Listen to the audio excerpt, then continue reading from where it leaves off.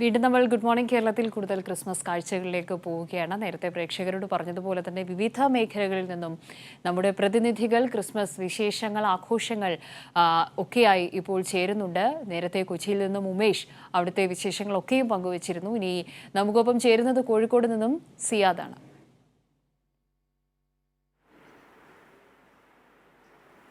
Good morning Siyad, happy Christmas.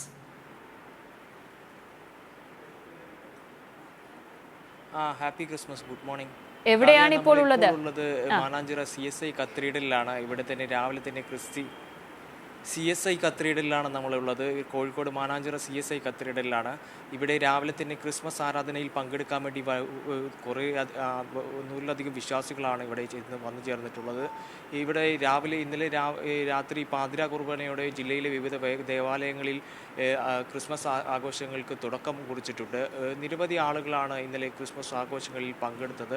ഇപ്പോൾ നമ്മോടൊപ്പം CSI കത്തീഡ്രലിലെ വികാരി ഫാദർ PT ജോർജ് നമ്മളോടൊപ്പം ചേരുന്നുണ്ട്. ക്രിസ്മസ് ആരാധന കർമ്മങ്ങളെക്കുറിച്ചും ഇന്നലെ ക്രിസ്മസ് ആഘോഷങ്ങൾ എങ്ങനെയാണെന്നും പറയുന്നതിന് വേണ്ടിയിട്ട് CSI കത്തീഡ്രലിലെ ഫാദർ നമ്മളോടൊപ്പം ചേരുന്നുണ്ട്. ഫാദർ, എങ്ങനെയാണ് നമ്മുടെ ക്രിസ്മസ് ആരാധന കർമ്മങ്ങൾ എങ്ങനെയാണ്? ക്രിസ്മസിൻ്റെ ഇന്നത്തെ ആരാധനക്രമം എന്ന് പറയുന്നത് രാവിലെ 8 മണിക്ക് മലബാർ മഹാഡവാധ്യക്ഷൻ right reverend doctor Royce Manoj Victor തിരുമേനിയുടെ പ്രധാന കാർമ്മികത്വത്തിൽ ക്രിസ്മസ് ആരാധന ഇവിടെ നടക്കുകയാണ്.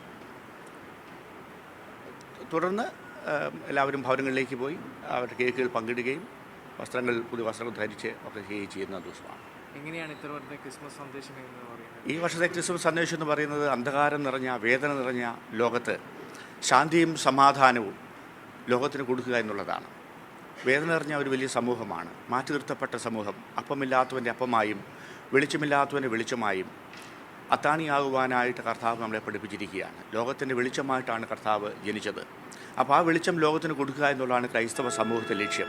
ലോകം മുഴുവനും ഈ വെളിച്ചം പകരണമെന്നുകൊണ്ടാണ് എല്ലായിടത്തും നക്ഷത്രങ്ങളെ നമുക്ക് കാണാനായിട്ട് സാധിക്കുന്നത്. ഇതാണ് അതിൻ്റെ മനോഹാരിത എന്ന് പറയുന്നത്. നക്ഷത്രങ്ങളുടെ മനോഹാരിത പോലെ തന്നെ മനുഷ്യൻ മറ്റുള്ളവർക്ക് കൊടുക്കുന്ന സന്തോഷമാണ്, സമാധാനമാണ്, വെളിച്ചമാണ് ക്രിസ്മസിൻ്റെ പ്രധാന സന്ദേശം. ഫാദർ പറഞ്ഞ പോലെ വേദനയുള്ളവരുടെ കൂടെ നിന്നുകൊണ്ട് ഈ ക്രിസ്മസ് ആഘോഷത്തിൽ അണിചേരുക എന്നുള്ളതാണ് ഫാദർ ഈ ക്രിസ്മസ് സന്ദേശമായി പറഞ്ഞത്. ഇപ്പോൾ നമ്മളിവിടെ കാണുന്ന പോലെ രാവിലെ 8 മണിയോടുകൂടി ഇവിടെ ക്രിസ്മസ് ആരാധനാ കർമ്മങ്ങൾ തുടങ്ങാനിരിക്കുകയാണ്. അതിനുവേണ്ടി നിരവധി ആളുകളാണ് ഇവിടെ എത്തിച്ചേർന്നിരിക്കുന്നത്. ഇവിടെ ഒരു ക്രിസ്മസ് ട്രീ അടക്കം ഒരുക്കിയിട്ടുണ്ട്. വളരെയധികം ആഘോഷത്തോടെയാണ് രാവിലെ ഇവിടെ ആളുകൾ എത്തിച്ചേർന്നിരിക്കുന്നത്. കാവ്യ, തുടർന്ന് ഫാദർ ബിഷപ്പ് റോയ്സ് മനോജ് വിക്ടറാണ് ഇവിടുത്തെ ക്രിസ്മസ് ആരാധന കർമ്മങ്ങൾക്ക് നേതൃത്വം വഹിക്കുക.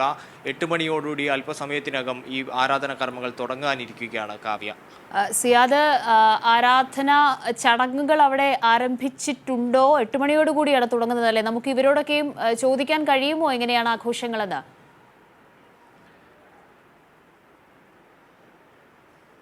നമുക്ക് ചോദിക്കാൻ കഴിയും. ഇവിടെ ഒരു ചേട്ടനുണ്ട് നമ്മളുടെ കൂടെ. എങ്ങനെയാണ് ചേട്ടാ ക്രിസ്മസ് ഒക്കെ എങ്ങനെയാണ്? ക്രിസ്മസ് വളരെ സന്തോഷമായിട്ട് ഇന്നലെ ഇവിടെ ക്രിസ്മസ് ഈവായിരുന്നു. It was a wonderful function. ഞങ്ങളെല്ലാവരും ശാന്തിയുടെയും സന്തോഷത്തിൻ്റെയും ആഘോഷം ഇന്നലെ ഉൾക്കൊണ്ടുകൊണ്ട് നല്ല അടിപൊളി പരിപാടി. അങ്ങനെ എല്ലാവരും കാത്തുകൊണ്ടിരുന്ന ക്രിസ്മസ് ഇന്ന് ആഘോഷിക്കാൻ കഴിഞ്ഞാൽ ഞാൻ ദൈവത്തെ സ്തുതിക്കുന്നു. കാവ്യ, ശാന്തിയുടെയും സമാധാനത്തിൻ്റെയും ക്രിസ്മസ് ആഘോഷത്തിൽ പങ്കുചേരുന്നെന്നാണ് ഇവിടുത്തെയുള്ള ആളുകൾ, വിശ്വാസികൾ പറഞ്ഞുകൊണ്ടിരിക്കുന്നത്. ഇവരുടെ ആരാധന കർമ്മങ്ങൾ 8 മണിയോടുകൂടി തുടങ്ങാനിരിക്കുകയാണ്. അതുകൊണ്ടാണ് നമ്മൾ കൂടുതലായിട്ടും അവരിലേക്ക് ഇറങ്ങിച്ചെല്ലാത്തത്. ആരാധന കർമ്മങ്ങൾ തുടരട്ടെ എന്നാണ്. നല്ല ശാന്തിയുടെയും സമാധാനത്തിൻ്റെയും ക്രിസ്മസും ഒക്കെ. കാവ്യ, തീർച്ചയായും സിയാദാണ് ഇപ്പോൾ മാനാഞ്ചിറ CSI കത്തീഡ്രലിൽ നിന്നുമുള്ള ക്രിസ്മസ് ആഘോഷത്തിൻ്റെ പ്രാർത്ഥന 8 മണിയോടുകൂടി ആരാധനാ കർമ്മങ്ങളിൽ പങ്കെടുക്കുന്നതിന് നിരവധി വിശ്വാസികൾ അവിടേക്ക് എത്തിച്ചേർന്നിട്ടുണ്ട്. എങ്ങനെയാണ് ഇന്നത്തെ ഒരു ദിവസത്തെ ചടങ്ങുകൾ, എങ്ങനെയായിരുന്നു അവിടെ പാതിരാ കുർബാന അടക്കമുള്ള കാര്യങ്ങൾ ഏർപ്പെടുത്തിയതെന്നതടക്കം ഉള്ള കാര്യങ്ങളാണിപ്പോൾ പള്ളി വികാരി അദ്ദേഹം അടക്കം സിയാദിനോട് സംസാരിച്ചത്.